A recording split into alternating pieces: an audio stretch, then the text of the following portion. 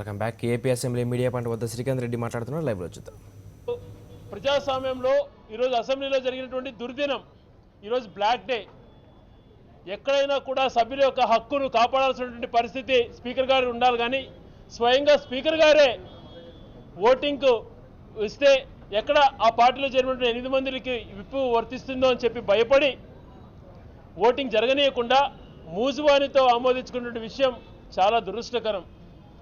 ఈ రకమైనటువంటి శాసనసభ నడపడం అన్నది నిజంగా మాకు స్పీకర్ చేరిపోయిన గౌరవం ఉంది. కానీ బట్ స్పీకర్ గారు వ్యవహరిస్తున్నటువంటి తీరుపైన మాత్రం మాకు చాలా బాధగా కలిగిస్తోంది.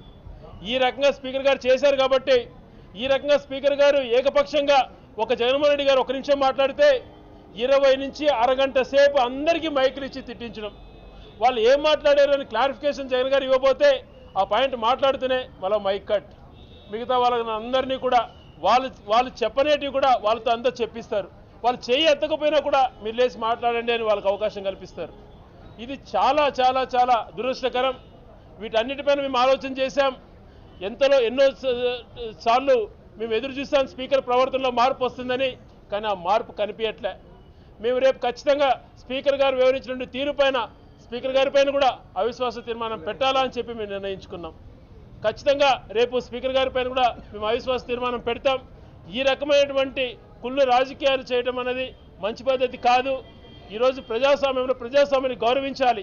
ముఖ్యమంత్రి గారు మైక్ దగ్గరికి వచ్చినప్పుడంతా కూడా చాలా చెప్తారు, నేను ఈ రాష్ట్రం కోసం కష్టపడుతున్నాను, నేను అన్నా హజార్ అని, గాంధీకి తర్వాత నేనే అని చెప్పేటువంటి ముఖ్యమంత్రి గారు మరి అన్ని అవినీతులపైన మేము ప్రూఫ్ చూపించినప్పుడు దానిపైన ఏదైతే రికార్డెడ్ డాక్యుమెంట్ అంటే రిజిస్టర్డ్ డాక్యుమెంటే ఉంది అని చెప్పి మేము చెప్పినా కూడా దానికి ఒప్పుకోరు.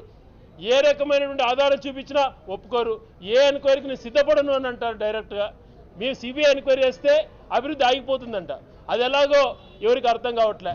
గతంలో రింగ్ రోడ్డు పైన ఆరోపణలు వచ్చినప్పుడు రాజశేఖర్ గారు సిబిఐ ఎంక్వైరీ చేశారు. దానివల్ల అభివృద్ధి ఏమీ ఆగుతుంది? అవినీతి ఆరోపణలు వచ్చినప్పుడు ప్రభుత్వం వాళ్ళంతకు వాళ్ళు చిత్తశుద్ధితో అంగీకరించాలి. నిజంగా ధైర్యం ఉంటే వాళ్ళు తప్పు చేయనప్పుడు. మరి అటువంటి వాటికి ముందుకు రాలేదు. ఇది చాలా దురదృష్టకరం. స్పీకర్ గారు వివరించినటువంటి తీరు పైన కూడా మేము చాలా బాధపడుతున్నాం. స్పీకర్ గారు చేరిపోయిన గౌరవం ఉన్నా తను వివరించిన తీరు సరిగా లేదు కాబట్టి స్పీకర్ గారి పైన కూడా మేము అవిశ్వాస తీర్మానం పెట్టాలని చెప్పి నిర్ణయించుకోవడం జరిగింది.